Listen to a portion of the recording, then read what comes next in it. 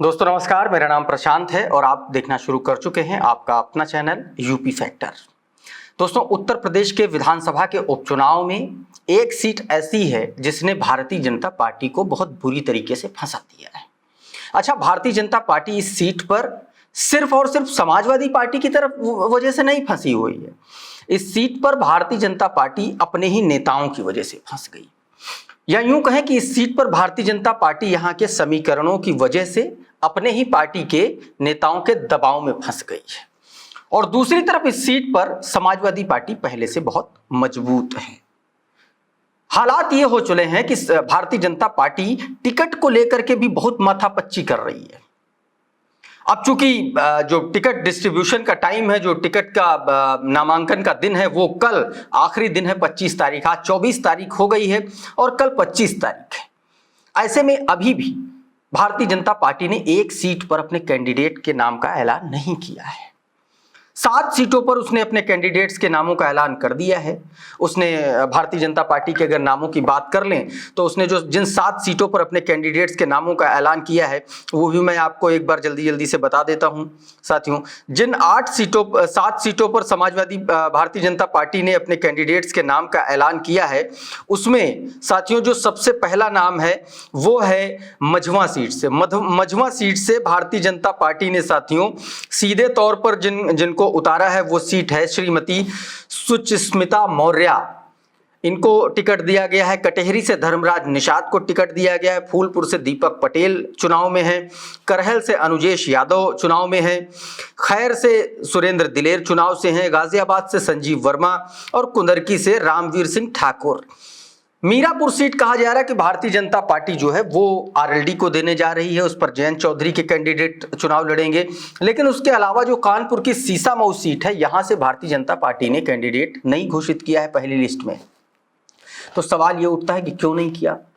उसके पीछे का कारण मैं आपको बताता हूं।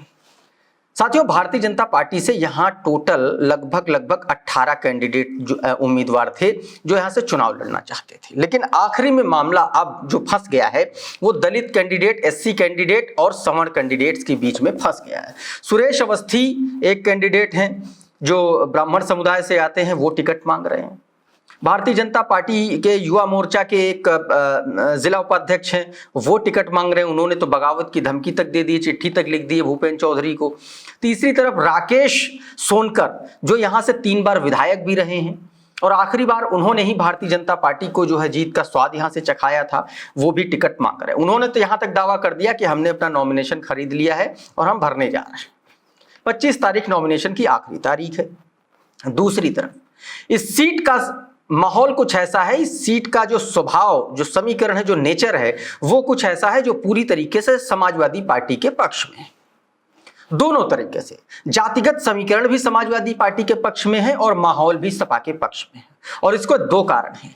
पहला कारण, यहां का जो समीकरण है, यहां पर मुसलमान लगभग 1,10,000 के आसपास है, 15,000 के आसपास। तो जातीय समीकरण और टोटल वोटर 2,70,000 69,000 के आसपास है, यानी कि लगभग आधे वोटर मुस्लिम्स हैं। ऐसे में समाजवादी पार्टी ने यहां से नसीम सोलंकी, जो इरफान सोलंकी की पत्नी है, इरफान सोलंकी वही हैं जो यहाँ इस सीट से विधायक थे और उनको कोर्ट ने सजा दे दी, सजा याफ्ता हो गए। तो ऐसे में अब उनकी सदस्यता चली गई और इसी वजह से यहाँ पर उपचुनाव हो रहा है। ऐसे में नसीम सोलंकी जब अपना नॉमिनेशन करने पहुंची तो उन्होंने भावुक होते हुए वो रोने लगी और लिपट कर वो रोने लगी, फपक कर। ऐसे में जो सीट के इस क्षेत्र के जो मुस्लिम वोटर्स हैं उनके बीच में एक सिंपैथी फैक्टर बहुत जोर से काम किया। और वैसे भी इस सीट का इतिहास है कि समाजवादी पार्टी के पक्ष में ना सिर्फ मुस्लिम बल्कि हिंदू वोटर्स भी अच्छी खासी संख्या में वोट करते हैं, क्योंकि तमाम सारे जो कानपुर के विधायक हैं, चाहे वो अमिताभ वाजपेयी हों, चाहे एक और विधायक है वो हों, तमाम सारे हिंदू जो विधायक हैं वो इनके पक्ष में रहते हैं और नॉमिनेशन में बाकायदा ये सब लोग पहुंचे थे।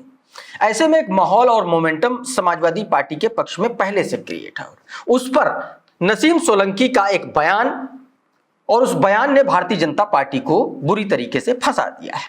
क्या कुछ नॉमिनेशन फाइल करने के बाद नसीम सोलंकी ने मीडिया से बातचीत करते हुए कहा है, ये जरा सुन लीजिए पहले। हम बहुत हिम्मती, हम नहीं रो रहे हैं, बस विधायक जी को याद करके थोड़ा सा भावुक हो गए थे। बाकी कोई बात नहीं, हम बहुत हिम्मती है, इंशाल्लाह कर ले जाएंगे।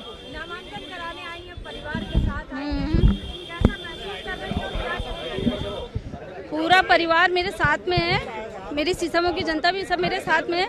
बस एक इंसान नहीं है, बाकी सब मेरे साथ हैं। इस बात का बस थोड़ा सा हमें दुख है। अब मैदान में आए हैं तो अल्लाह से दुआ करते हैं कि हर चुनौती को कामयाबी से कर सकें। इंशाल्लाह कोशिश करेंगे पूरी कि अब मुझे तो हर पार्टी से फाइट करना है जी। महिला है, जीत जाएंगी, क्या कुछ करेंगी? इंशाल्लाह जो चीज़ें सामने आएंगी हम कोशिश करेंगे सारे काम बखूबी निभाएं। जिस तरीके से हमारे परिवार में होते रहे काम, मेरे ससुर जी ने करे हैं मरून में। बहुत सारे मुद्दे हैं, पर बहुत सी बातें हैं। सीसमों की जनता जानती है कि ये चुनाव मुझे क्यों लड़ना पड़ रहा है। ये मेरे लिए खुशी का चुनाव नहीं है, और बस ठीक है कि हमने कभी सोचा नहीं था कि इतनी जल्दी ये चुनाव वापस आ जाएंगे। तो दोस्तों, कुछ इस तरीके से समाजवादी पार्टी के प्रत्याशी नसीम सोलंकी ने मोमेंटम, या यूं कहें कि जो नैरेटिव है, वो ऐसा नैरेटिव तैयार कर दिया भाजपा को लेकर के। ऐसे में अब भाजपा के लिए नीम चढ़ा करेला हो गया है। नीम चढ़ा करेला मैं इसलिए कह रहा हूं क्योंकि भारतीय जनता पार्टी अपनों की ही इन फाइटिंग से जूझ रही है। उसको अभी तक समझ में नहीं आया कि वो किसको टिकट दे। हालांकि राकेश सोनकर जो इस सीट से 3 बार विधायक रह चुके हैं, लेकिन परिसीमन के बाद से भारतीय जनता पार्टी यहां कभी जीती नहीं। लगातार 3 बार से यहां पर इरफान सोलंकी विधायक चुने जाते रहे। 2012 में इरफान जीते, उसके बाद 17 में जीते, फिर 22 में जीते, और अब 24 का ये उपचुनाव। यहां भी जो पलड़ा है वो समाजवादी पार्टी और इरफान सोलंकी की पत्नी नसीम सोलंकी का भारी है।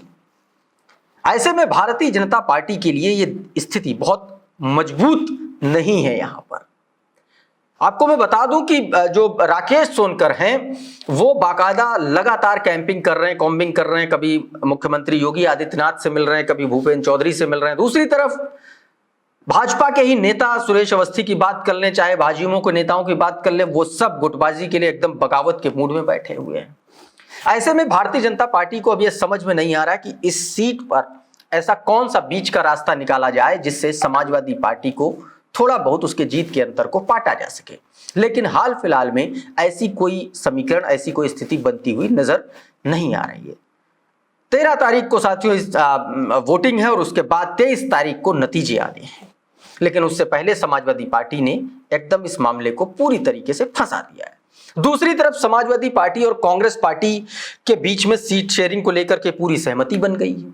कांग्रेस पार्टी ने कह दिया है कि सारे के सारे आप अपने सिंबल पर कैंडिडेट लड़ाइए। अंदर की खबर यह है कि कुछ सीटों पर, दो जो खैर और गाजियाबाद की सीट है, कहा जा रहा है कि सीट पर सपा के सिंबल पर कांग्रेस के नेता चुनाव लड़ेंगे, और इस पर दोनों ही दलों की सहमति भी बन गई है। अखिलेश यादव ने जो ट्वीट किया उसमें उससे भी इस बात के अंदाज, इस बात के कयास लगाए जा रहे हैं। ऐसे में समाजवादी पार्टी और कांग्रेस पार्टी के वोटर्स का, उनके कैडर का कंसोलिडेशन और समाजवादी पार्टी की जो इस सीट का जो समीकरण है उसके पक्ष में एक बड़ा माहौल बनाते हैं। क्योंकि किसी दौर में इस सीट पर कांग्रेस पार्टी का भी कब्जा हुआ करता था। शुरुआती दौर में इस सीट पर कांग्रेस ने भी दावा ठोका था, बाकायदा किशोरीलाल शर्मा को इस सीट का प्रभारी बनाया था। लेकिन अब कांग्रेस पार्टी यहां से पीछे हट गई है। ऐसे में भारतीय जनता पार्टी के सामने मुश्किलों का अंबार है, और समाजवादी पार्टी बहुत मजबूती से नरेशन के बल पर, समीकरणों के बल पर टक्कर दे रही है। तो साथियों, अभी के इस वीडियो में फिलहाल इतना ही। आप जुड़े रहिए आपके अपने चैनल यूपी फैक्टर के साथ। हमारा चैनल आप जरूर सब्सक्राइब करें, अगर नहीं सब्सक्राइब किया तो कर लें। इस वीडियो को आप शेयर कर दीजिए, दोस्तों के साथ भी शेयर करिए। और अगर आप हमारे चैनल पर पहली बार आए हैं तो चैनल सब्सक्राइब कर लीजिए, बेल आइकन जरूर दबा दीजिए, ताकि इसी तरीके के तमाम वीडियोस आपको सबसे पहले मिलते रहे। साथियों, बहुत बहुत शुक्रिया, बहुत बहुत धन्यवाद। आप जुड़े रहिए यूपी फैक्टर के साथ। नमस्कार।